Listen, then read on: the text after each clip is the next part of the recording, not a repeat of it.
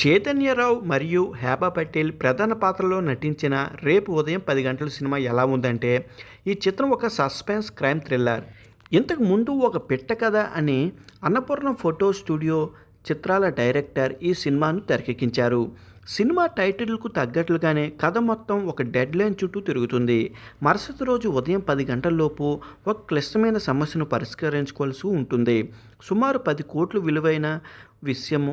ఆ ప్రమాదం నుంచి ఎలా బయటపడ్డారు, సమయం మించిపోతుందా, వారు ఎదుర్కొంటున్న ఉత్కంఠభరిత పరిస్థితులు ఈ చిత్రం కథ. హేబా పటేల్, చైతన్యరావు తమ పాత్రలో ఒదిగిపోయారనే చెప్పాలి. అభినవ్ గోమత్ కామెడీ మరియు నటన సినిమాకు బలంగా నిలిచాయి. సినిమా ముగింపు మరియు అందులోని ట్విస్టులు ప్రేక్షకులను ఆకట్టుకుంటాయి. ప్రిన్స్ హెన్సీ అందించిన నేపథ్య సంగీతం థ్రిల్లర్ మూడ్ను బాగా ఎలివేట్ చేసింది. ఇక సినిమాలో మైనస్ విషయానికి వస్తే కొన్ని చోట్ల కథ చాలా నెమ్మదిగా సాగినట్టు అనిపిస్తుంది. ముఖ్యంగా సెకండ్ హాఫ్లో కథ పట్టు తప్పినట్టు అనిపిస్తుంది.